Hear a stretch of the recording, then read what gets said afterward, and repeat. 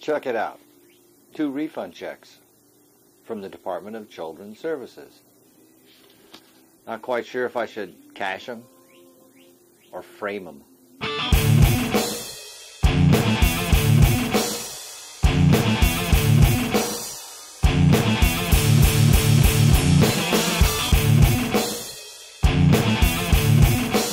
Howdy-ho, campers, and welcome back. Welcome back to another edition of California Corrupt Child Services. As always, I am your host, Sean. Yeah, check it out. 2 refund checks. Now, don't get excited. It's only 1 week's garnishment, 1 week's garnishment. Now, why would they send me refund checks? Which is kind of funny because they're up to the $12,541,000 and some others. That's how many checks they've written. Well, if you remember last time I had a court order stopping the garnishment, and they were supposed to fax that over to my corporate payroll department and have that all taken care of on the day of the court. So the following week, I got a paycheck and it was garnished. And I want to take that, thanks. And I just blew it off because I figured, well, it takes a little time for it to go through the process. And I do have a court order requiring them to send me back any money from that point on. Second week rolls around, again I'm garnished. So I go to my HR department and ask them, why am I being garnished? They call payroll in corporate, and because they don't have any termination notice. Yeah. So let's look at the timeline here. We're in court. I call my HR department at work and get the fax number for corporate payroll.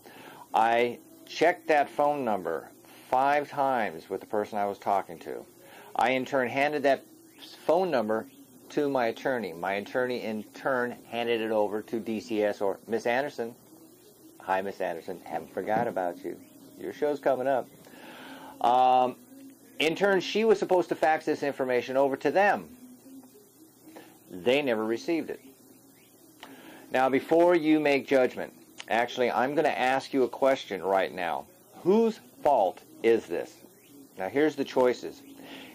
Could it be that Miss Anderson failed to fax it over? Could it be that Miss Anderson faxed it to the wrong phone number? Could it be that Miss Anderson faxed it over to the right phone number, but it never made transmission? And then she in turn failed to resubmit it. Or maybe she submitted it and it was illegible, which you'll understand in a little bit. Or is it my fault for not taking care of it myself? Okay? Now here's what I did.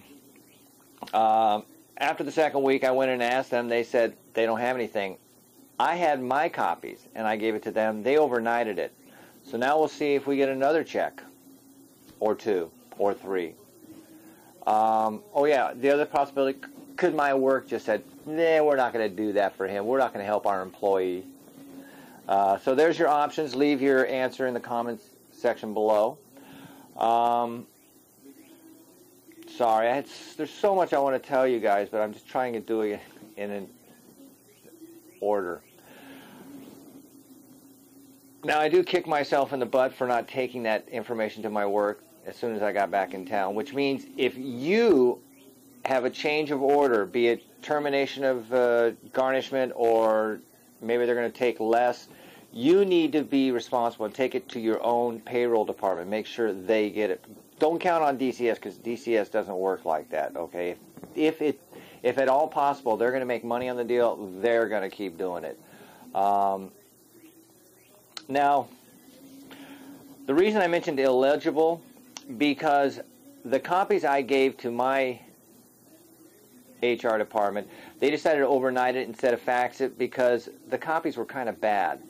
Now, I got my copies from a PDF file that my attorney sent to me when he got them. And he, in turn, got them from DCS through a fax machine. So, I guess that's the status quo. It doesn't matter with them. Because DCS, you got to remember when you're dealing with DCS, there's two rules that they live by. The first one is DCS is never wrong and they never make mistakes. Rule number 2, if DCS is wrong and makes mistakes, you need to go back and read rule number 1. All right? Remember, it's not about the children. It's about the bottom line. And the bottom line is bringing in as much money as they can. Well, campers, that's it for this edition of California Corrupt Child Services. I'll be back next time with, I'm not quite sure. I'm working on 4 or 5 shows at once for this one, for this channel. Plus, I'm doing some other stuff to kind of give me more freedom to do this video work. But now I'm just rambling. I know you're probably bored. So, campers, until next time. When it gets right down to it, there's no one really left to blame.